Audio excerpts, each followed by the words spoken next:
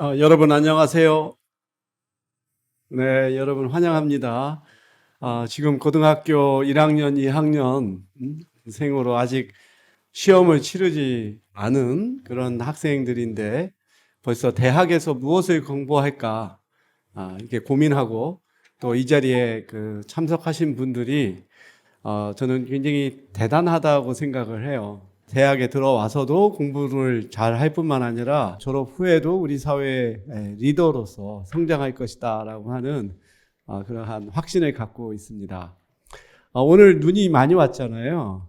이 고려대학교는 특히 눈이 왔을 때 참 아름다운 캠퍼스입니다. 이 돌과 눈이 그리고 또 곳곳마다 소나무가 있잖아요. 그래서 참 이 사진을 찍기에 아름다운 캠퍼스인데 여러분 가시기 전에 한번 캠퍼스를 돌아다니시면서 멋진 장면들을 사진으로 좀 담았으면 좋겠습니다. 지금 우리 이 고등학생들을 대상으로 앞으로의 진로 탐색을 위해서 인문사회 분야에서 처음에 미디어 학부에 대한 소개가 있었고요. 다음에는 이제 사회학과에 대한 소개를 하게 됩니다. 아마 여러분도 사회학이라고 하는 학문을 무엇이냐라고 이렇게 말을 하라고 하면 아마 쉽게 답을 하기 어려울 거예요. 머릿속에는 분명히 사회를 연구하는 학문이겠지 하는 막연한 생각을 갖고 있겠죠. 저 자신도 그랬어요. 제가 81년도에 고려대학교에 입학을 했습니다. 그래서 지금까지 사회학을 43년째 공부를 하고 있어요. 참 오랜 기간을 사회학을 공부를 했는데 처음에 제가 사회학을 공부할 때 사회학이 무슨 학문인지 몰랐어요. 그래서 그냥 막연히 사회에 대한 학문이라니 그리고 저는 또 정치학에도 관심이 있었기 때문에 대학에 가서 사회학뿐만 아니라 정치학도 공부하겠다는 생각을 가졌었는데 당시에는 이렇게 이중 전공, 복수 전공 이런 것들이 이렇게 제도적으로 허용이 안 됐어요. 그래서 입학하고서 상당히 좀 마음고생도 많이 하고 근데 정작 사회학을 공부하면서 정말로 흥미롭고 내가 앞으로 계속해서 공부해야겠다는 생각을 갖게 되고 학부를 마치고 유학을 가서 사회학을 공부하고 또 졸업 후에 미국 대학에서 또 교수도 하다가 다시 또 우리 모교로 오게 되었습니다. 그런 면에서 사실 여러분은 참 어찌 보면 행운이 아닐까 싶어요. 사회학이라고 하는 것을 그래도 무엇인지를 알고서 만약에 여러분이 전공으로 선택을 하더라도 크게 도움이 되지 않을까. 그래서 저는 교수로서 사회학에 대한 설명보다 삼촌이 앞으로 대학교 들어갈 때 사회학을 한다고 할 때 이게 이런 것이다. 너한테 맞는지 한번 살펴보고 사회학을 공부하고 나서 나중에 정말로 장래가 그래도 좋은 분야인지 한번 생각해보는 그러한 기회로 여러분이 삼고 편하게 들어주셨으면 좋겠습니다. 그래서 오늘 강의의 목차는 사회학이 무엇인지 그리고 사회학을 저는 이렇게 설명을 해요. 사회학적 상상력과 조사 분석을 통해서 사회적 해결책을 찾는 학문이다. 그래서 여러분한테 미리 전달해 준 강의 원고에는 사회학적 상상력과 사회적 해결책을 찾는 학문이다라고만 알려드렸는데 그 중간에 조금 더 생각을 해보니까 사회학이 갖고 있는 큰 강점이 바로 조사 분석이거든요. 다른 사회과학 분야에서도 조사 분석을 가리키지만 사회학만큼 사회조사 방법론, 사회통계, 질적 연구처럼 연구 방법을 아주 체계적으로 강의하고 훈련하는 학과는 없다고 말을 할 수 있어요. 실제로 제가 대학원에서 사회통계도 가르쳤고 사회조사 방법론도 가르쳤는데 그 대학원생들의 상당수가 사회학과 밖에서 많이 옵니다. 경영대학, 미디어 학부, 교육학과 그런 데서도 다 조사 방법을 다 사용함에도 불구하고 다 사회학과에 와서 들을 만큼 이 조사 분석과 관련해서는 아마 사회과학 분야에서는 사회학의 가장 체계적인 그리고 전문적인 학문이라고 생각을 해요. 그래서 이를 통해서 사회적 해결책을 찾는 학문이다라고 저는 정의를 합니다. 그러면 사회학이란 무엇인가를 살펴본다면 우선 어원을 보면 소시올로지인데 소시오하고 올로지라고 하는 이 두 가지의 단어가 합쳐진 거죠. 이 올로지라고 하는 것은 그리스어로 사이언스란 뜻이에요. 우리가 보면은 굉장히 올로지로 끝나는 게 많죠. 뭐 사이콜로지, 그렇죠? 또는 theology, 신학. 그래서 올로지라고 하는 것은 사이언스란 뜻이고 소시오는 society란 뜻이죠. 그래서 science of society, 사회에 관련한 과학이라는 것인데 결국은 사회학이라고 하는 것은 인간의 삶과 사회적 집단, 전체 사회와 인류 세계에 대한 과학적인 탐구다라고 볼 수가 있습니다. 저는 사회학을 좀 더 쉽게 설명을 할 때 개인과 사회 간의 관계에 대한 학문이다라고 저는 쉽게 설명을 해요. 개인과 사회와의 관계. 보면은 이 개인과 사회와의 관계가 상당히 쌍방형적인 관계를 갖습니다. 예를 들어서 개인은 그 자체로 존재할 수가 없어요. 개인은 사회로부터 만들어지는 거죠. 그래서 여러분이 지금 나는 누구인가 라고 질문을 하면 여러 가지 방식으로 대답을 하겠죠. 뭐 첫 번째로 나는 한국인이라고 얘기할 수도 있고 나는 남성, 여성 또는 나는 뭐 고등학생 뭐 이러한 식으로도 얘기할 수 있지만 나는 클래식을 좋아하는 사람, 나는 스포츠를 좋아하는 사람, 나는 정의로운 사람, 뭐 여러 가지 방식으로 정의할 수가 있죠. 그런데 내가 누구인가라고 하는 것은 어떻게 해서 만들어졌냐 하면 개인이 속해 있는 사회 문화적인 환경 속으로부터 개인이 만들어지는 거예요. 그러니까 내가 한국인이라고 생각하는 것도 결국은 한국에서 태어나서 성장을 했기 때문에 한국인이라고 하는 정체성을 갖게 되는 거죠. 그렇죠? 그리고 개인이 갖고 있는 어느 하나의 뭐 가치관, 이것 역시 그가 살아오는 과정에서 길러진, 이걸 우리는 사회화라고 불러요. 소셜라이제이션. 결국은 한 개인은 사회화 과정을 거치면서 그 사회의 규범이라든가 가치를 학습하고 이걸 내재화하면서 그 개인이 만들어지는 거예요.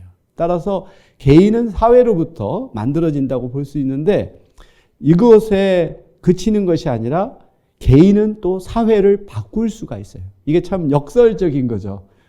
개인은 사회에 의해서 만들어지는데 사회에 의해서 만들어진 개인이 사회를 바꾸게 됩니다. 그 대표적인 예가 세대죠, 세대. 세대라고 하는 것은 대개 우리가 한 10년 단위 또는 크게는 30년 단위로 이렇게 나누잖아요. 저 같은 경우는 베이비붐 세대입니다. 베이비붐 세대는 대체로 1953년부터 73년까지 출생한 세대가 베이비붐 세대예요. 그 베이비붐 세대의 자녀가 지금 MZ 세대입니다. 그래서 저도 지금 31살의 딸이 있고 지금 27의 아들이 있어요. 최근에 이제 대학원을 마치고 이제 막 입사를 한 아들이 있는데요. 이 두 자녀하고 나 사이에서는 한 30년 정도의 차이가 있는데 사고방식이나 생활방식이나 가치관이 굉장히 다르죠. 우리가 특히 MZ 세대의 특징들이 있잖아요. 그러면 우리가 베이비붐 세대와 MZ 세대의 차이를 구분을 해본다라고 한다면 뭐가 있을까? 이 베이비붐 세대는 제가 볼 때 우리 한국 역사에 있어서 아주 좀 특별한 존재라는 생각을 가져요. 우리 한국이 참 오랫동안 어려운 그러한 시절을 겪었잖아요. 뭐 일제 강점도 경험하고 한국 전쟁도 벌어지고 정말로 뭐 모든 것이 다 잿더미에서 60년대 초부터 경제 발전을 이뤘던 세대잖아요. 그래서 저희 아버님 세대, 부모님 세대만 하더라도 정말로 보릿고개라고 해서 봄이 되면 먹을 것이 없는 그러한 아주 절대적 빈곤을 경험했던 세대입니다. 그런데 이제 저희 같은 베이비붐 세대는 이제 한국이 막 경제 발전을 하면서 그 혜택을 보고 그리고 또 80년대의 민주화 운동을 통해서 정치 발전도 경험했던, 그리고 한국이 굉장히 급속도로 막 발전을 하는 과정에서 이 사람들의 기여도 있었지만 그 혜택을 받은. 그래서 저는 이러한 베이비붐 세대의 하나의 가치관을 한마디로 딱 키워드로 꼽는다면 저는 일종의 성장이라고 말할 것 같아요. growth. 성장을 경험하고 성장의 혜택을 본 사람들이고, 그러다 보니까 이 사람들의 가치관에는 어떤 성공을 위해서 모든 것을 다 이렇게 올인하는, 그러니까 일이 우선이에요. 가정보다도 일이 우선이고, 자기의 어떤 취미생활, 여가보다도 우선은 경제적 성공, 안정, 주택을 마련해서 어떤 토대를 마련해서 자녀를 교육하는, 기본적으로 어떻게 보면 계속해서 성장이라고 하는 것이 큰 키워드였다라고 봐요. 그런데 우리 자녀 세대의 경우는 그러한 부모의 덕분에, 그리고 또 자녀도 한 명 내지 2명 정도에 그쳤잖아요. 그러니까 굉장히 지극한 관심과 지원과 경제적 성장 속에서 성장을 했습니다.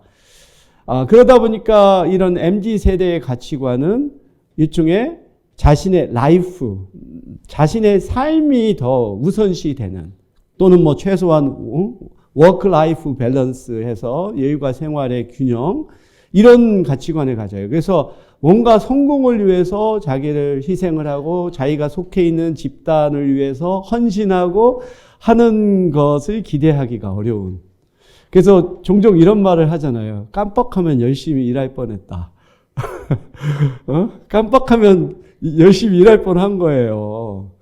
그래서 우리 딸하고도 얘기해보면 참 어떻게 보면 저의 입장에서는 왜 그렇게 회사에서 열심히 해서 승진하고 성공하고 그걸 추구하지 않을까 하는 생각을 많이 갖는데, 지금 젊은 세대 입장에서는 그 회사라고 하는 존재가 자기가 평생을 바쳐서 또 헌신해야 될 존재로 여기지를 않는 거죠. 왜냐면은 뭐 직장이라고 하는 것이 그곳에서 계속 있지 않을 수도 있고, 자기가 다른 곳으로 쉽게 또 이전할 수도 있고, 그러니까 직장보다 개인이 더 중요시 여겨지는 바로 이런 것이죠. 그러니까 결국은 저희와 같은 베이비붐 세대가 성장이라고 하는 가치관을 중심으로 살아왔고, 그거에 따라서 우리의 생활 세계가 구성이 되었다면, MZ 세대의 경우에서는 그거보다는 자신의 삶, 행복, 여가, 삶의 질, 이런 것들을 더 중시하는, 그러다 보니까 어떤 회식 같은 것을 싫어하고 자신의 어떤 자기 개발을 더 중시하는 이러한 가치관을 갖게 되는 거죠. 그러면 이제 베이비붐 세대도 이제 거의 다 이제 은퇴를 해 나가고, MZ 세대가 앞으로 10년, 20년이 지나면 우리 사회의 주역이 되죠. 그러면은 사회를 구성하는 핵심 세력이 바뀌게 되면 사회도 바뀌는 거예요. 이게 바로 개인이 사회로부터 영향을 받지만 이 개인이 또 사회를 바꿀 수 있는 그러한 힘을 갖고 있는 거죠. 그래서 사회학은 바로 개인과 사회 간의 상호작용을 연구하는 학문이다라고 저는 설명을 합니다. 그렇게 여러분들이 이해를 하면 좀 더 쉬운 것이 되겠죠? 제가 사회학과의 학과장을 역임을 할 때, 저희 사회학과의 어떠한 교육의 어떤 미션, 목적, 그리고 이런 것들을 좀 마련을 했어요. 마침 그때 우리 고려대 사회학과가 교육부의 지원을 받아서 대학원 교육 연구 사업을 진행을 했었기 때문에 예산적인 지원이 있었고, 그걸 기반으로 해서 뭐 홈페이지도 잘 만들고 홍보 브로셔도 만들고, 그러면은 홈페이지나 홍보 브로셔를 만들려면 그 안에 콘텐츠가 들어가야 되잖아요. 그러다 보니까 사회학과의 어떤 교육의 미션이 뭐고 목표가 뭐고 우리가 할 과제가 뭔지를 정리할 필요가 있었어요. 그래서 그때 제가 우리 고대 사회학과의 교육의 목적을 크게 3가지로 잡았습니다. 사회 현상에 대한 우리가 그것을 분석할 수 있는 지적인 능력과 통찰력을 개발을 하고, 그 다음에 사회 현상을 과학적으로 조사 분석할 수 있는 이 방법론적인 능력과 기술을 우리가 증진을 하고 이걸 통해서 사회에 참여하고 기여하는 그러한 인재를 양성하는 것을 우리 사회학과의 목적으로 삼았습니다. 그래서 결국은 우리 사회학과, 우리 고대 사회학과만이 아니에요. 사실 제가 볼 때 전국의 모든 사회학과는 크게 이 세 가지를 목표로 하고 있다. 사회 현상에 대한 판단 능력, 그 다음에 그걸 분석할 수 있는 능력, 그거에 근거해서 사회를 좀 더 발전시키는 데 우리가 기여하는 것을 목표로 하고 있다고 볼 수 있습니다. 그래서 우리가 사회학을 배우면 무엇을 할 수 있냐 하면 저는 이 개인과 사회와 문화에 대해서 보다 더 폭넓고 또 열린 사고를 할 수 있다고 봐요. 저는 특히 국제 이주, 다문화 사회, 이민 정책을 연구를 하거든요. 그래서 지금 한국 사회가 굉장히 빠르게 이민 사회에 더 나아가서 이민 국가로 변모해 가고 있어요. 지금 2024년 현 시점에 외국인이 국내 인구에서 차지하는 비율은 4.4%입니다. 2050년이 되면 그 비율이 한 9.4%에 달할 것으로 예측을 해요. 그래서 전체 인구의 5%가 이주 배경 인구로 구성된 사회를 다문화 사회라고 부르거든요. 아마 빠르면 올해 아니면 내년에 우리가 인구 5%를 이주민으로 채우게 되죠. 2050년이 되면 인구의 거의 9%, 10%가 이주민으로 구성되는 나라가 됩니다. 이것은 정말 우리 한국 사회에 있어서는 엄청난 변화죠. 그 이전까지는 한민족이라고 하는 정체성을 가지고 우리가 서로 단결하고 국난을 극복했지만 이제는 그와 같은 동질성만을 가지고서는 사회 통합을 이룰 수가 없어요. 어떻게 보면 다양성을 인정을 하고 다양성을 사회 발전의 자원으로 활용할 수 있는 능력을 갖추는 게 굉장히 중요한 그러한 시점으로 가고 있습니다. 그런 면에서 굉장히 중요한 것은 문화 다양성을 우리가 수용하는 거죠. 나와 다른 것을 틀린 것으로 인정하지 않고 그것을 가치 있는 것으로 인정하면서 서로 공존할 수 있는 이러한 시야를 갖추는 게 굉장히 중요하거든요. 이런 개인적인 차원뿐만 아니라 사회학에서는 바로 어떠한 사회 문제를 해결하는 데에서도 우리가 굉장히 많이 기여를 합니다. 제가 지금 이민 정책을 연구를 하게 되다 보니까 정부의 여러 가지 그런 부처의 정책 자문위원으로 참여를 하고 있어요. 그 법무부의 경우에서도 그렇고 외교부에서도 또 제가 재외동포를 연구를 하니까 그리고 또 제가 탈북민들을 연구를 해요. 탈북민도 사실은 북한에서 온 이주민이죠. 그래서 통일부에서도 또 정책 자문위원으로 활동을 하고 있고 이런 식으로 우리 사회학자들은 이 사회학의 어떠한 지식과 기술을 통해서 우리 사회의 문제를 해결하고 좀 더 나은 방향으로 나아가는 데 크게 기여를 하고 있습니다. 그런데 꼭 이렇게 사회학을 전문적으로 하지 않고 사실 사회학을 공부한 대부분의 졸업생들은 민간 기업에 많이 취업해 있어요. 사실 제가 이따가 사회학을 공부하고서 어떤 분야에서 활동할 수 있을지를 설명하겠지만 제가 우리 학부 학생들의 졸업생들의 취업을 보면 대다수는 민간 기업, 큰 대기업이 있을 수도 있고 중견기업이 있을 수도 있고 그쪽이 가장 많이 진출해 있습니다. 이럴 경우에도 이 사회학이라고 하는 학문은 굉장히 유용하게 쓰일 수가 있어요. 우선 먼저 사회 현상을 굉장히 우리는 종합적으로 바라볼 수가 있어요. 예를 들어서 경제학 하면은 굉장히 경제라고 하는 분야에서 어떤 현상을 볼 수 있지만 사회학은 경제적 현상을 사회적 맥락에서 이해할 수가 있죠. 예를 들어서 지금 우리 아들이 전공하는 분야가 식품 분야거든요. 그래서 뭐 과자라든지 또는 어떤 식품들을 개발하는 거예요. 근데 회사 입장에서는 어떠한 트렌드를 알아야 되고 새로운 시장을 개척을 해야 하잖아요. 이럴 때 지금 사회의 어떤 인구학적 변화, 사람들의 생활 양식의 변화를 알아야 그것에 맞춘 제품을 개발할 수 있잖아요. 이럴 경우 우리 사회학에서는 인구학이라고 하는 분야가 있고요.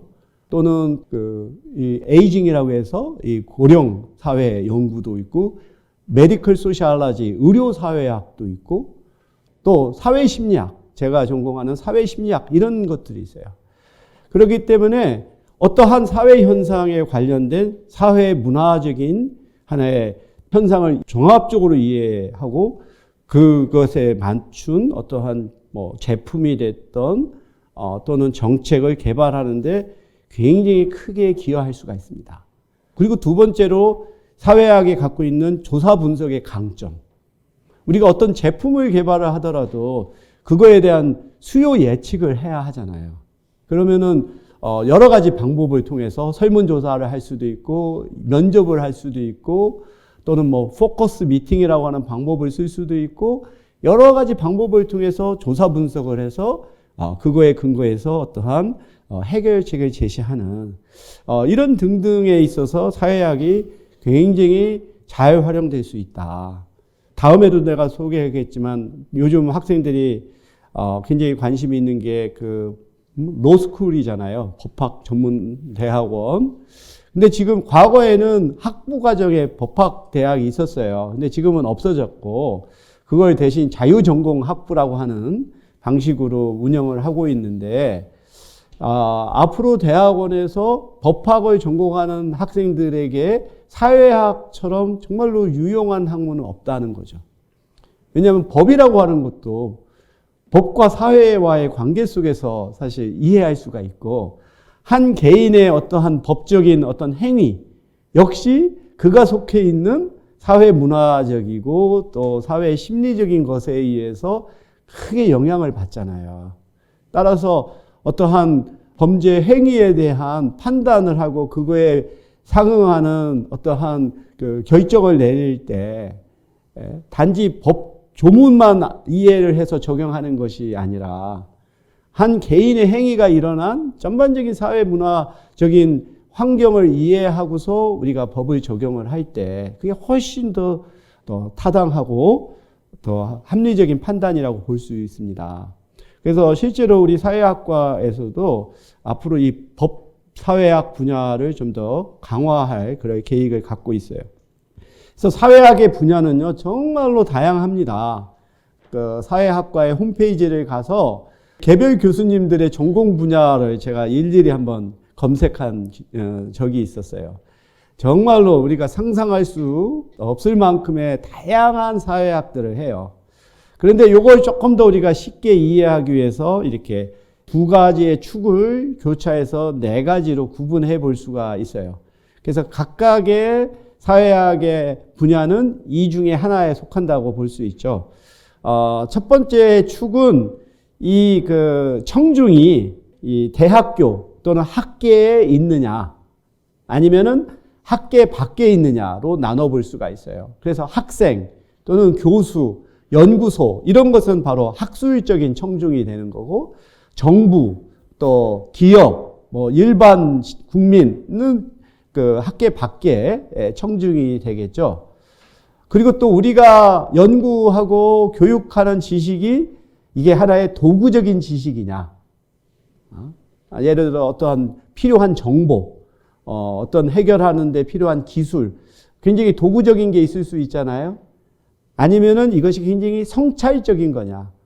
단지 수단에 그치는 것이 아니라 뭔가 사회에 대해서 깊게 생각해 볼 수 있는 그런 지식이냐로 이렇게 구분을 해보면 전문사회학, 정책사회학, 비판사회학, 공공사회학으로 나눠볼 수가 있어요.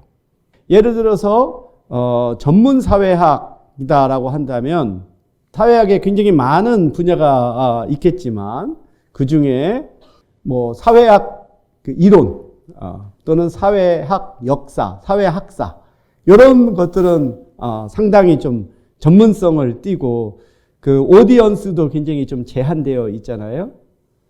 반면 이민 정책 또는 이민학, 뭐 이민 사회학 이런 것들은 그 오디언스가 학계에만 있는 게 아니죠. 정부도 있고 또 기업에 될 수도 있고요. 이런 정책 사회에 될 수가 있고 비판 사회학 같은 경우는 좀 더 사회에 대한 비판적이고 좀 더 진보적인 사고를 갖는 그러한 또 학문이 되겠고 이 공공사회학은 단지 도구적인 지식에 그치지 않으면서 또 이 오디언스를 전체 사회로 확장한 것을 또 우리가 공공사회학으로 이렇게 구분을 해 볼 수가 있어요.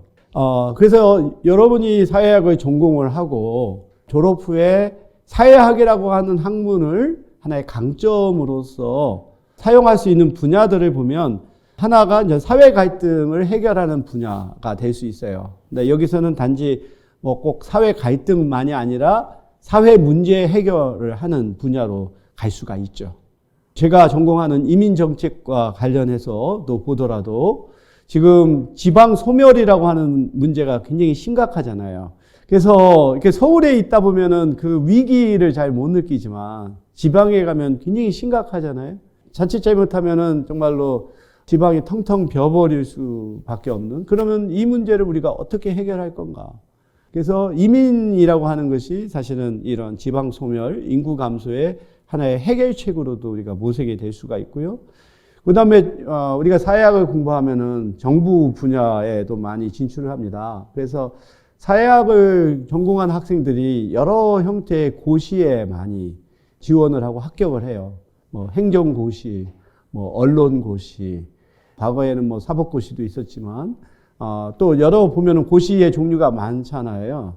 그래서 사회학에서 배운 학문들이 바로 이러한 그 고시의 중요한 또 시험 과목으로도 들어가고 그래서 이게 정부 정책이라고 하는 것이 정말로 종합적인 하나의 또 예술이라고 볼 수 있어요. 그러기 위해서는 정말로 종합적이고 균형 있는 시각을 가져야 정부 정책을 할 수가 있는 겁니다. 그리고 또 트렌드 분석 분야, 마케팅 쪽, 또 언론 분야에도 정말 많습니다. 우리 사회학을 전공한 사람들이 방송, 신문 뭐 등등 쪽에 굉장히 많이 진출을 했고요.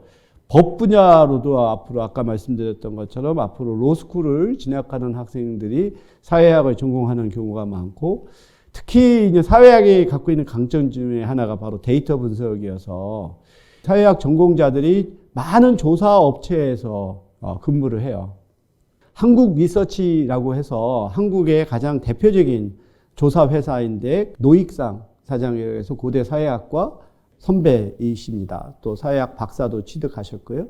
그래서 이분이 고대 사회학과 출신이다 보니까 고대 사회학 후배들이 굉장히 많은 인원으로 참여를 하고 있어요. 그래서 이 조사 분석의 강점이 이 분야에서도 나오고 뿐만 아니라 사회학을 전공한 또 사람들 가운데에서는 뭐 시민사회, 뭐 NGO, 국제기구 등등에서도 많이 참여하고 있어요. 그러니까 굉장히 좀 어떻게 보면은 이게 적용 분야가 굉장히 폭넓다라고 볼 수가 있고 고려대학교 사회학과는 굉장히 특이하게 문과대학 안에 있어요. 다른 많은 대학에서는 사회과학대학이라고 하는 곳에 사회학과가 있는데 고려대학교에는 문과대학 내에 있습니다. 그러다 보니까 문과대학 내에서 굉장히 인기 있는 학과이고 전국에서 제일 큰 학과가 고대 사회학과예요.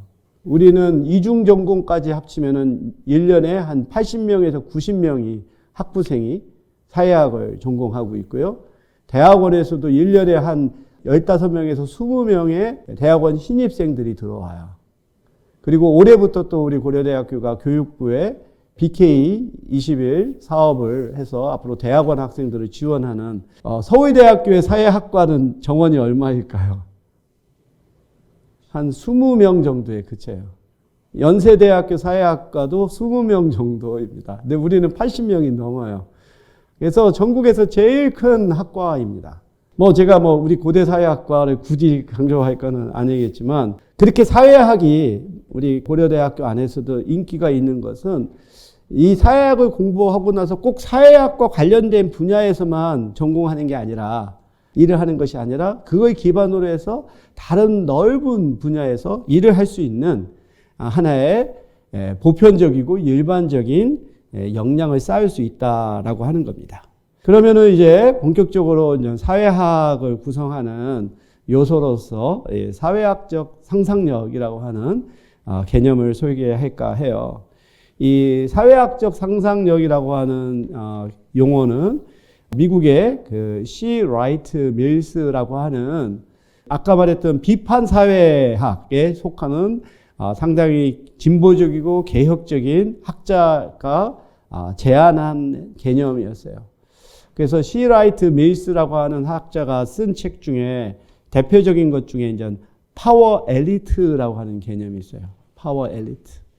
그래서 미국 사회를 봤더니 군이 있고 산업이 있더라. 이 정부 안에 보면은 군, 산, 복합체라고 하는 이들이 하나의 파워 엘리트가 돼서 미국 사회를 주도를 해 가더라는 거죠. 지금 올해가 전 세계에서 선거의 해죠. 우리나라도 4월에 총선이 있고요. 미국에서는 11월에 대선이 있고요. 대만은 이번 달에 그 총통 선거가 있어요. 러시아에서도 또 대통령 선거가 있죠. 그래서 전 세계가 다 선거를 치르는 해인데 미국의 예를 들어 봅시다. 미국에서 지금 또 트럼프하고 바이든하고 어떤 리턴 매치가 벌어질 것인가 말까가 굉장히 논란이 되고 있잖아요. 근데 거기에서 보면 작년에 말에 이스라엘이 가자 지구를 공격을 하면서 원래는 사실은 하마스에서 먼저 공격을 한 것에 대한 보복이긴 하지만 어떤 공격과 그 학살의 비율을 보면 지나칠 정도로 비대칭적인 전쟁을 수행하고 있고 많은 무고한 사람들이 지금 목숨을 잃고 있잖아요. 참 저는 제가 국제 이주를 연구하고 소수자를 연구하는 사람의 입장에서 이스라엘의 디아스포라, 유대인들의 디아스포라를 제가 많이 언급을 해요.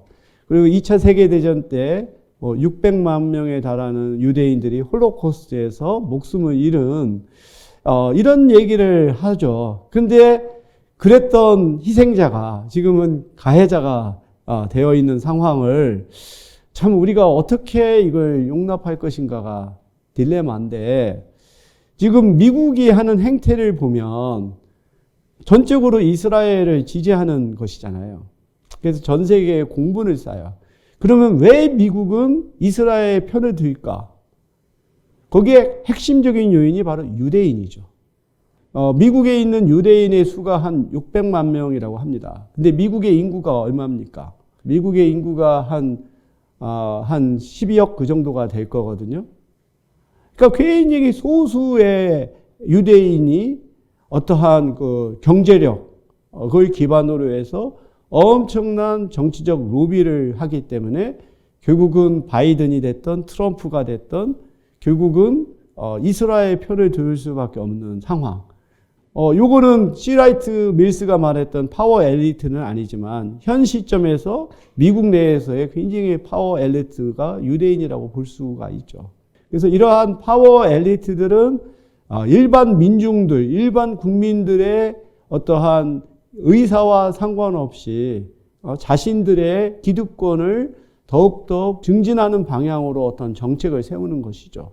그런 책을 쓰는 사람이 바로 C. 라이트 밀스이고, 그래서 C. 라이트 밀스는 이런 방식으로 사회학적 상상력을 설명을 했는데 핵심적인 내용만 설명을 하자면 이 개인이 당면한 문제를 개인적인 문제에 그치는 것이 아니라 그것을 둘러싼 하나의 사회적인 이슈로 그것을 확장해서 이해할 수 있는 능력이 바로 사회학적 상상력이에요. 그러니까 많은 사람들은 개인이 당면한 문제는 자신의 개인적인 문제로 치부하는 경향이 있어요. 또한 그것도 다른 사람의 경우도 그건 개인의 문제로 치부하는 경우가 많은데 이 사회학적 상상력을 가진 사람은 이건 비단 개인의 문제가 아니라 하나의 공적인 문제로 이해를 하는 것이죠.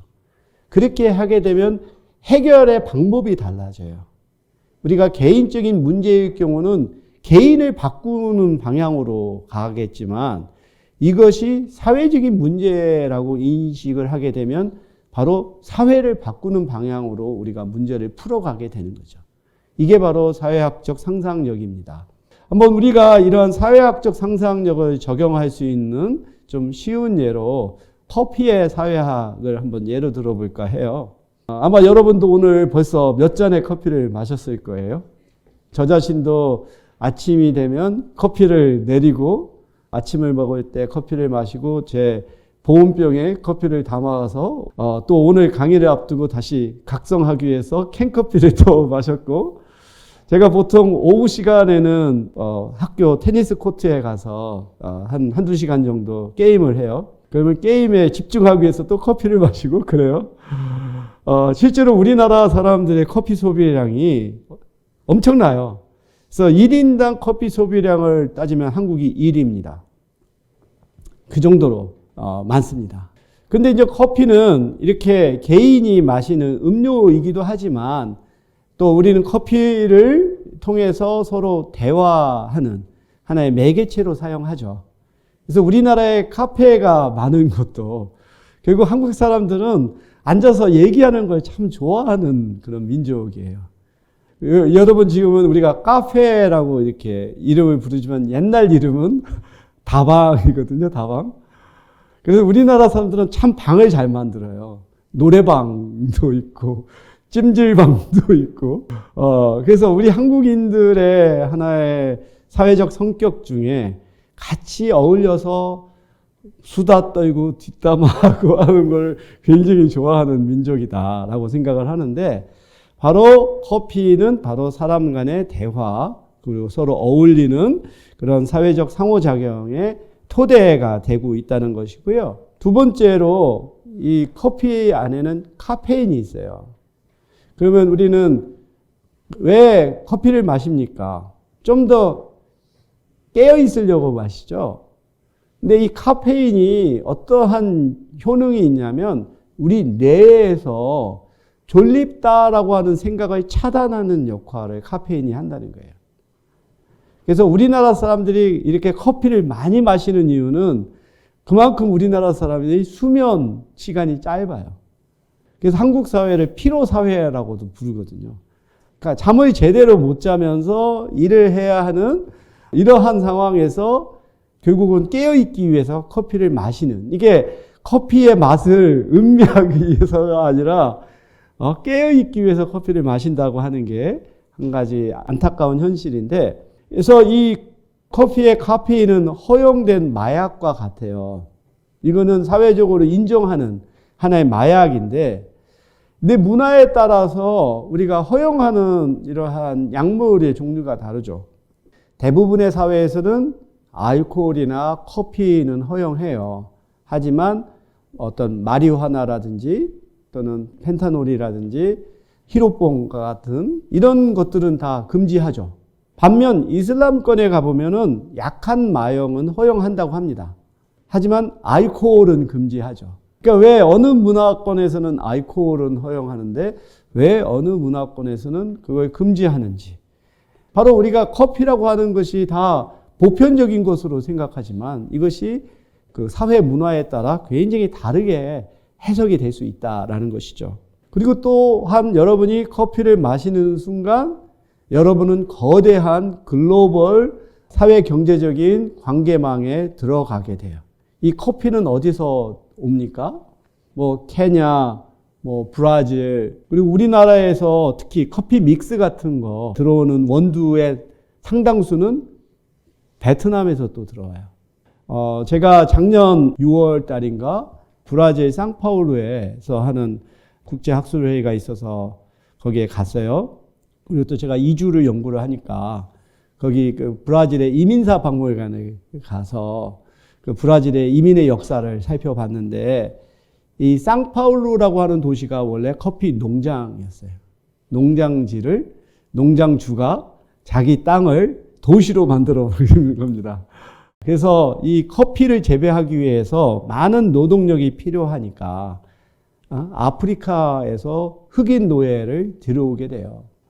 그래서 브라질은 미국보다 전 세계에서 가장 많은 흑인 노예를 고용했던 나라입니다.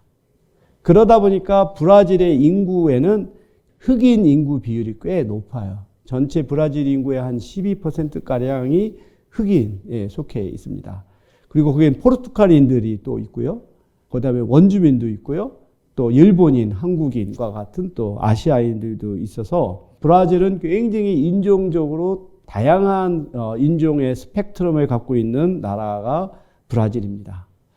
그래서 브라질에서 생산된 커피를 수입을 해서 우리는 그걸 마시는 거죠. 그 과정에서도 여러 가지의 경로를 거치는 이러한 과정일 뿐만 아니라 지금 제가 말씀드렸던 것처럼 커피에는 식민 지배의 역사, 아픈 경험이 그 안에 녹여 있습니다. 뿐만 아니라 커피는 굉장히 브랜드화가 되어 있죠. 지금 우리가 보면 젊은 사람들 점심 먹고 다시 직장으로 돌아갈 때 한 손에 스타벅스 아이스 커피 딱 들고 가는 게 하나의 뭐 마치 아이콘처럼 됐잖아요.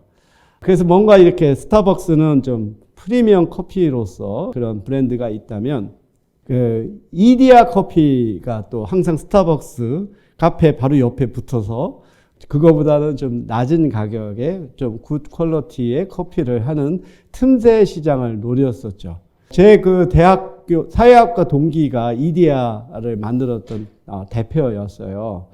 근데 최근에 얘기를 들어보니까 뭐 그 회사를 이제 뭐 매각을 했다고 하던데 바로 이디야 커피는 이 스타벅스보다는 아래 등급에서 좀 더 낮은 가격으로 이 틈새 시장을 노렸던 브랜드라고 한다면 요즘은 이디야 커피가 굉장히 그 사업상으로 어렵다고 그러더라고요. 왜냐하면 그거보다 낮은 그 가격의 커피가 많이 소비가 되니까 좀 더 1,000원 정도 양도 많고 근데 또 그게 맛도 괜찮다고 하더라고요. 그런 식으로 이렇게 또 커피도 등급에 따라서 브랜드화가 될 뿐만 아니라 또 요즘 보면 공정무역이라고 하는 개념이 있죠.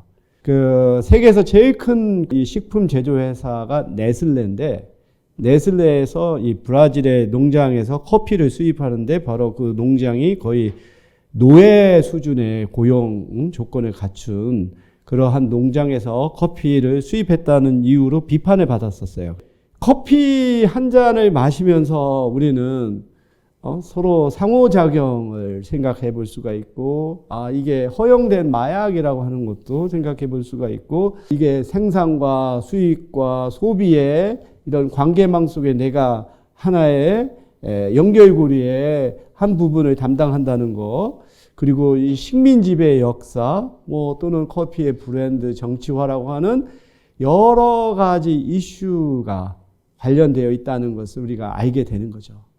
바로 이런 것을 상상할 수가 있는 거예요. 커피라고 하는 하나의 제품이지만 이것을 둘러싼 역사적, 정치적, 경제적, 사회, 문화적 이런 것까지도 우리가 생각해 볼 수 있는 그런 면에서 우리가 그 공정무역이라고 하는 이것을 생산한 노동자들에게 응당한 그러한 보상이 주어지는 제품을 내가 소비하겠다. 특히 이게 MZ세대에 있어서는 굉장히 중요한 하나의 가치관이잖아요. 기업에 있어서의 어떤 우리가 ESG라고 하는 사회적 책임. 그래서 기업이 뭔가 좀 사회적으로 부도덕한 행위를 했을 때 우리 MZ세대들의 입장에서는 그걸 응징하려고 하죠. 대표적으로 남양 유업이 한 예가 되죠. 우리 같은 베이비붐 세대의 입장에서는 이렇게 남양 유업이 고전을 하니까 그 우유값을 내렸어요. 그러면 저와 저희 집사람은 할인된 우유를 사려고 하는데 그러면 우리 딸이 노발대발하는 거예요. 왜 그런 회사의 제품을 사냐? 바로 이런 것들, 이 제품이나 회사의 그러한 단지 경제적인 측면만이 아니라 사회적인 측면까지도 생각해 볼 수 있는 거, 이런 것들이 이제 우리가 사회학적 상상력이다라고 볼 수가 있죠. 이러한 관점에서 우리가 설명할 수 있는 사회 문제들 여러 가지가 있죠. 비만이라든지 가난, 실업, 저출산, 성형, 자살 이런 것들을 보면 다 사실 개인이 하는 행위입니다. 자살도 개인이 하는 거죠. 그렇지만 우리 사회학적 상상력을 갖고 있으면 개인으로 하여금 이러한 행위를 하게끔 만들었던 눈에 보이지 않는 뭔가 힘들은 무엇인가를 생각해 보게 되고 그것이 보다 근본 원인이라고 한다면 그것을 해결하는 방향으로 우리가 나아가야 되는 거죠. 제가 개인적으로 또 사진이 취미이고요. 또 사회학이라고 하는 학문에 있어서 또 사진이 굉장히 유용한 도구입니다. 그래서 평소에도 관심을 갖고 사회학적인 의미가 있는 것들을 찍게 되는데 제가 동대문 역사문화공원역에 걸려 있었던 광고판 중에 굉장히 저의 관심을 끌었던 것이 있었어요. 이게 소망 화장품이라고 좀 뭐 그런 큰 브랜드는 아니고 중소기업에서 만드는 화장품인가 본데 거기에 왕후라고 하는 브랜드가 있어요. 근데 이 브랜드의 광고 캐치프레이즈가 여자의 피부는 권력이다. 여자의 피부가 권력이다라고 하는 아주 정말 도발적인 광고 문구가 있었어요. 사실 보면 뭐 요즘은 남성도 그렇지만 특히 여성에 있어서는 뭐 피부 관리를 위해서 또 마사지도 받고 또 마사지권도 보니까 가격이 보통 비싼 게 아니더라고요. 또 비싼 화장품을 사용하기도 하고 그만큼 여성에게는 특히 한국 사회에서 이런 미모, 외모라고 하는 것이 굉장히 중요한 하나의 요건으로 요구되기 때문에 그거에 맞추기 위해서 피부를 좀 더 좋게 만들려고 하는 그래서 좋은 피부를 가지면 마치 권력을 가진 것처럼 느끼게 만드는 요인이 되는 거죠. 또 한 가지를 보면 논현동의 신사역에 가보면 특히 그 지역에 성형 병원들이 많잖아요. 거기에 많이 몰려 있어요. 거기에 BK 성형외과라고 하는 성형병원에 광고판이 있는데 이게 16층이더라고요. 그래서 그 각 층마다 뭘 하는가를 봤더니 이게 저희 원스톱 서비스가 돼요. 지하 주차장에 차를 대고서 그 다음 층에서 접수를 하고 상담을 하고 치료를 하고 수술을 하고 회복하는 이러한 그 전 과정이 이루어지는 그래서 수술실로 가는 그 복도에 하나에 쓰여져 있는 문구가 있어요. 그러니까 수술을 하러 가면 긴장되잖아요. 또 뭐 마취도 하고 그러면은 이 환자에게 심리적으로 좀 안정케 하려고 그게 뭐라고 쓰여져 있냐면은 아름다워지는 과정 이렇게 써 있어요. 아름다워지는 과정, 뭐 아름다워지는 시간. 그러니까 그거 아름다워지기 위해서 이것을 감내할 이런 얘기를 하는 거죠. 이게 특히 우리 한국이 뭐 전 세계에서 성형수술이 비율이 제일 높다고 하죠. 그만큼 뭐 어느 나라보다 이쪽 분야에서의 기술력은 뛰어난다고 할 수 있겠지만 결국은 비싼 성형을 통해서 이게 어떤 위해를 가져올 수도 있는 위험이 있는 것임에도 불구하고 많은 사람들이 하는 이것이 개인적인 현상이 아니죠. 그래서 저는 끝에 이렇게 설명을 했어요. 한국의 성형 문화는 남들과 달라지기보다 오히려 닮아지려는 집단 규범의 동조라고 설명을 했어요. 왜냐하면 성형을 할 때 누구같이 해주세요 하잖아요.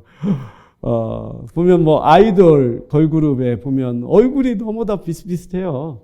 그러니까 결국은 어느 하나의 표준이 있으면 그 표준에 자기가 부합하려고 하는 특히 우리 한국 사회에서는 너무 사람을 평가를 할 때 외모를 가지고 평가하는 게 너무 강해요. 뭐 단지 얼굴의 외모만이 아니라 뭐 살이 뚱뚱하냐 뭐 이런 것도 엄청나게 사회적인 그 비난이 가해지고 또 키가 크냐 키가 작으냐 저는 개인적으로 지금은 제가 키가 크지 않다는 걸 인정을 하는데 한동안 제가 키가 작다는 것을 인정을 못했어요.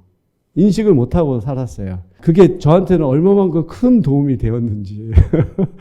키에 대한 콤플렉스를 제가 못 느꼈거든요. 근데 나중에 봤더니 얘가 키가 크지 않은, 그래서 저는 키가 작다는 말을 안 쓰고 키가 크지 않다는 말을 하는데, 저의 경우에서는 그것을 콤플렉스로 여기지 않았다라고 하는 게 저한테는 큰 하나의 플러스 요인이었어요. 그런데 우리 사회에서 보면 너무나도 사람을 평가를 할 때 이렇게 겉으로 드러난 것을 가지고 평가하는 게 너무 강해요.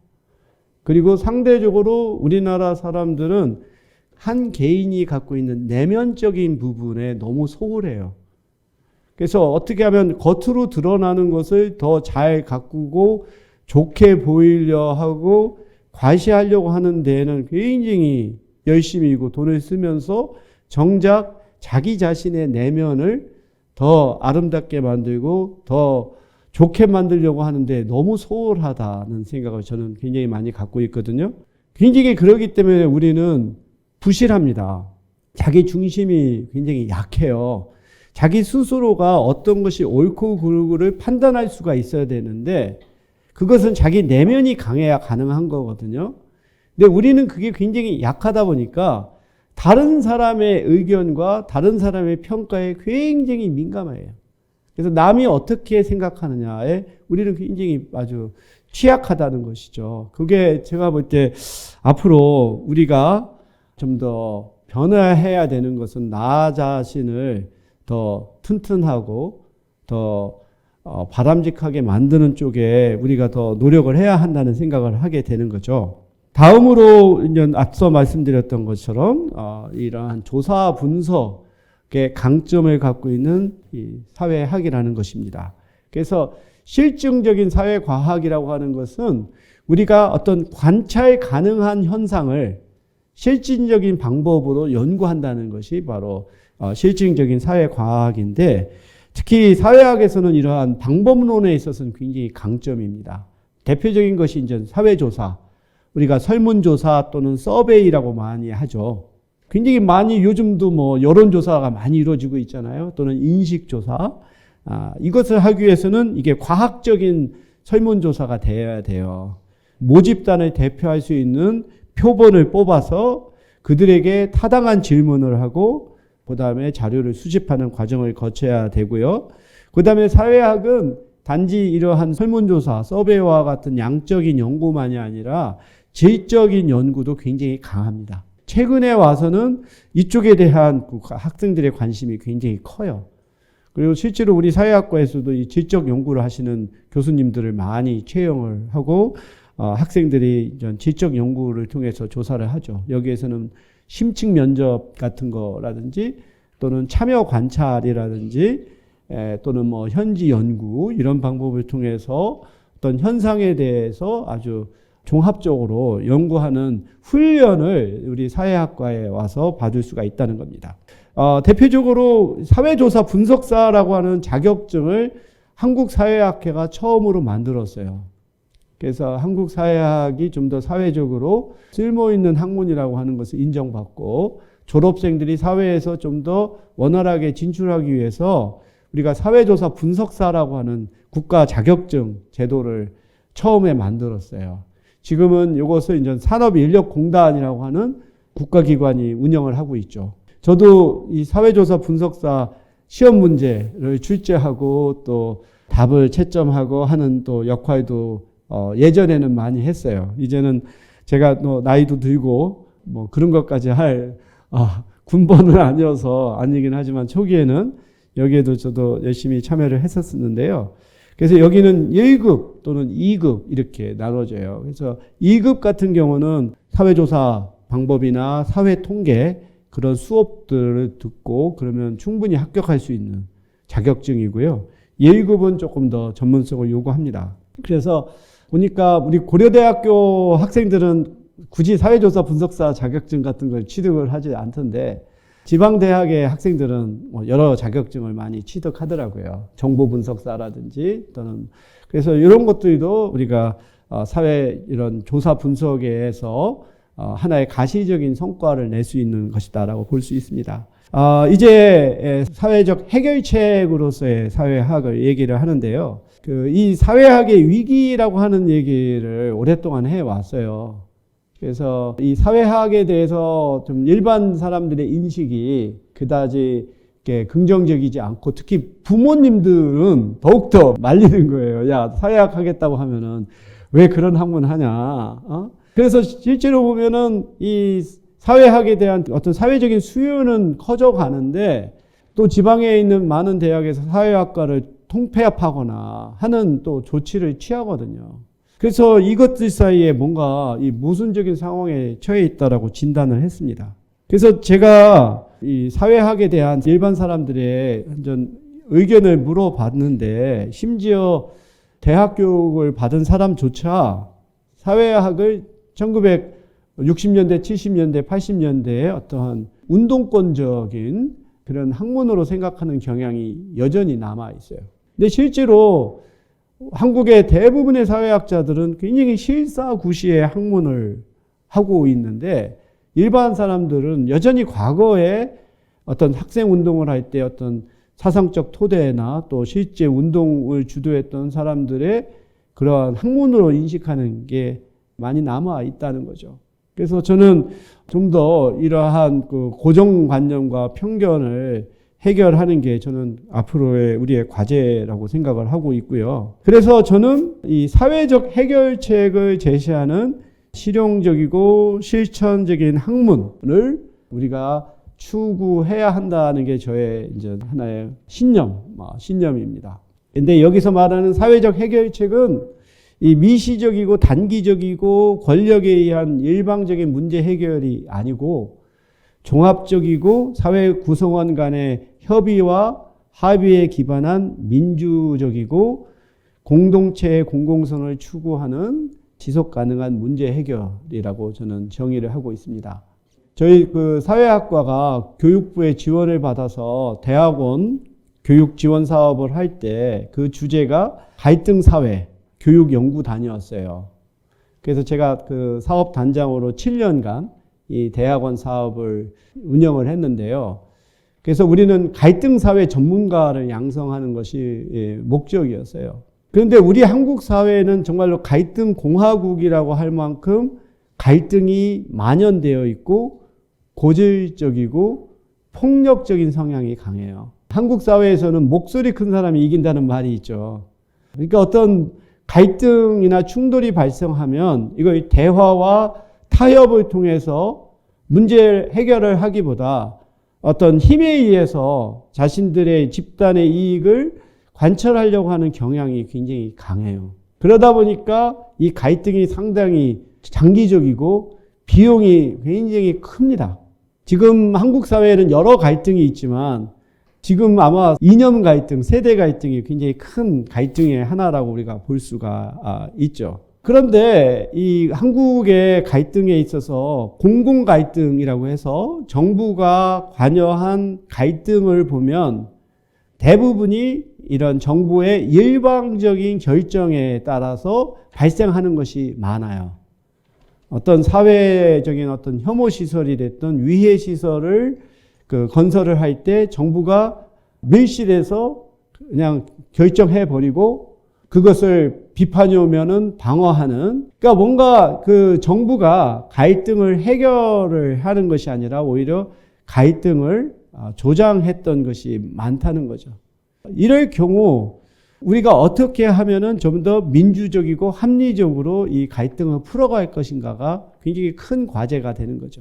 저는 그러한 것의 좋은 모델이 예전에 신고리, 원전, 6호기, 7호기 건설을 놓고 그 문재인 대통령 초기에 결국은 공론화위원회라고 하는 걸 구성을 해서 전문가들, 일반 시민 패널들이 참여를 해서 오랜 수기 과정을 거쳐서 결정을 하고 거기에서 나온 결정이 그런 거잖아요. 이미 건설되고 있는 것은 완공을 하되 그 이후에 원전은 새로 건설하지 않는 그런 방향으로 결정이 났죠. 어떻게 보면은 뭐 예상했던 결과가 아니냐라고도 볼 수 있지만 그것을 이렇게 전문가와 일반 시민들이 참여해서 서로 수기 과정을 거쳐서 결정을 했고 정부는 그것을 수용을 해서 정책을 했던 것은 저는 굉장히 좋은 모델이라고 봐요. 제가 그때 그 공론화위원회 위원으로 좀 참여해달라는 요청을 받았어요. 근데 제가 그때 BK 사업단장을 하였던 시기여서 좀 시기적으로 두 가지를 하기 어려워서 제가 사회학을 했는데 대신 강원대학교 사회학과의 그 교수님께서 했지만 저는 그 이후에도 그 과정을 면밀히 살펴보고 제 수업 시간에도 많이 그걸 이용을 합니다. 사회학이 바로 이런 학문을 하는 거죠. 공론화위원회처럼 어떤 사회 갈등이 있을 때 그것을 합리적이고 민주적인 방식을 통해서 풀어갈 수 있는 이런 부분들이 바로 우리 사회학에 할 수 있는 거라고 봅니다. 우리가 아까 사회학의 위기라고 얘기를 했는데 우리 그 사회학을 공부하는 사람들이 우스갯소리를 하는 말이 있어요. 사회학은 사회악이 창궐할 때 발전한다. 그래서 실제로 우리 그 사회학과 학부생들 동아리 이름이 악칠이에요. 악칠. 사회학을 하지만 사회악을 필요로 하는 상당히 모순적인 학문이라고 볼 수 있는데 지금은 오히려 사회학의 위기라기보다 사회학이 더욱더 필요로 하는 시기다라고 저는 얘기를 할 수 있겠습니다. 첫 번째가 바로 소셜의 시대가 이제 도래했다는 거죠. 지금은 모든 게 소셜이에요. 소셜 미디어, SNS 같은 경우.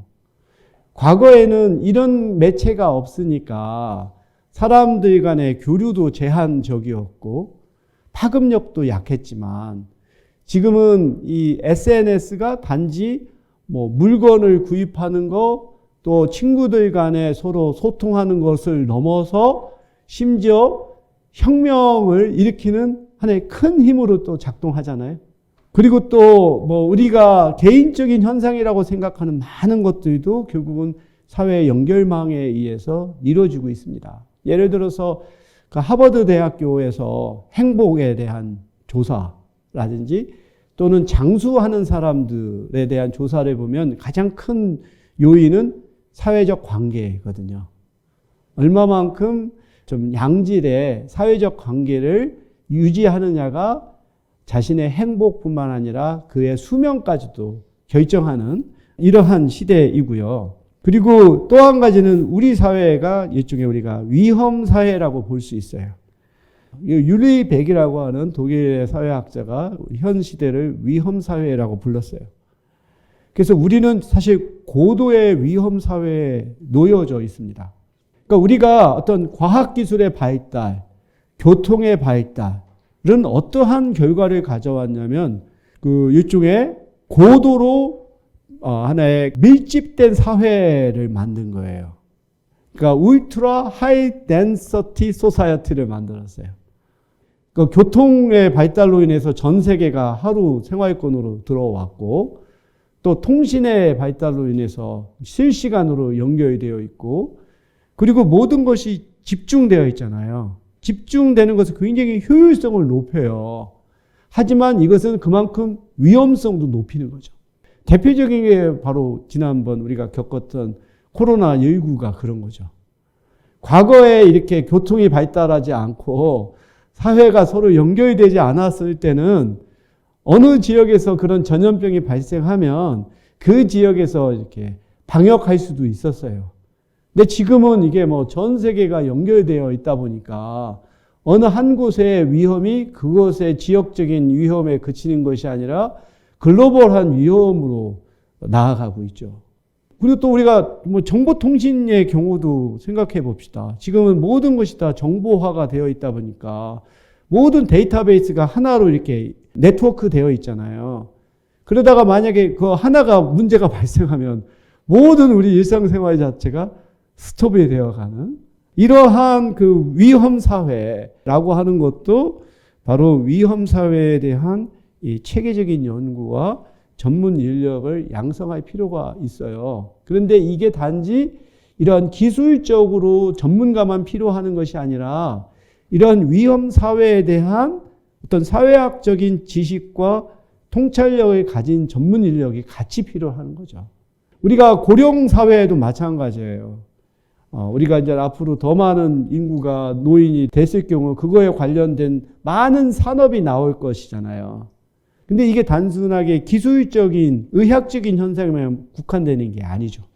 노인들의 사고방식, 생활 양식, 가치관, 이런 것들을 잘 과학기술과 접목을 할 때 비로소 그것이 산업으로서 성장할 수가 있거든요. 그래서 사회학을 공부한 사람들은 바로 이렇게 응용된 분야에서도 같이 우리가 활동할 수가 있습니다. 세 번째로는 아이러니하게도 공동체에 대한 열망이 증가하고 있다.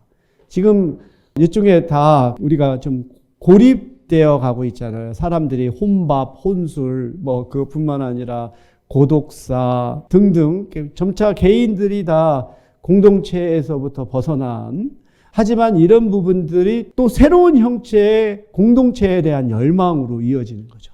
과거에는 물리적으로 가까이 있고 교류하는 사람들이 공동체였다면 이제는 그것뿐만 아니라 좀 더 온라인 상에서도 우리가 어떠한 친밀감과 또 연대감을 느낄 수 있는 공동체가 있을 수가 있고요. 또 가족이라고 하는 것도 이제는 범위가 많이 달라지죠. 꼭 우리 혈통으로 매개된 가족만이 아니라 같이 동거하거나 가까이서 사는 사람도 이제는 가족이 되고, 이제는 반려동물도 하나의 가족으로서까지 인식이 되는, 그래서 이 공동체에 대한 새로운 열망이 있다. 그래서 우리가 한번 이 소셜이라고 하는 것이 들어가는 것만 살펴봅시다. 소셜 커머스라고 하는 말 많이 쓰죠. 그 다음에 소셜 캐피탈, 또 소셜 엔터프라이즈, 사회적 기업, 뭐 이런 등등으로 소셜이라고 하는 것이 정말로 이제는 모든 영역에서 폭넓게 쓰여져 가고 있다는 거죠. 그런 상황에서 여러분이 기업에서 일을 하든 또는 정부 부처에서 일을 하든 또는 NGO에서 일을 하든 그리고 어떠한 일을 하든 간에 사회에 대한 폭넓고 종합적이고 유기적인 사고를 하고, 그 다음에 사회 현상을 경험적으로 조사하고 분석하고 그거에 근거해서 실용적인 사회적 해결책을 제시할 수 있는 능력을 갖추는 것은 제가 볼 때 어느 분야에서도 필요한 하나의 역량이 아닌가 싶습니다.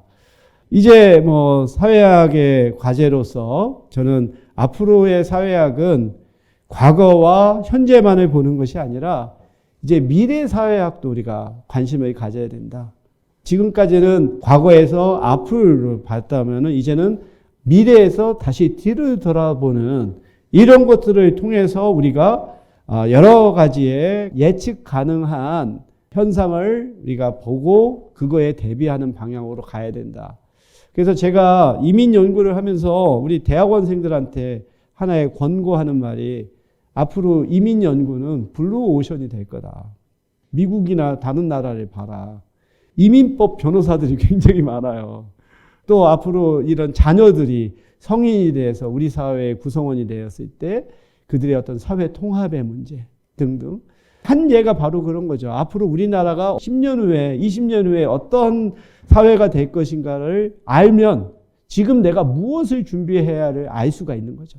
두 번째로는 좀 더 실천 사회학이 강조가 되어야 되겠다. 단지 이론지고 비판에 그치는 것이 아니라 사회를 실질적으로 개혁하고 발전시키는 데 기능하는 학문.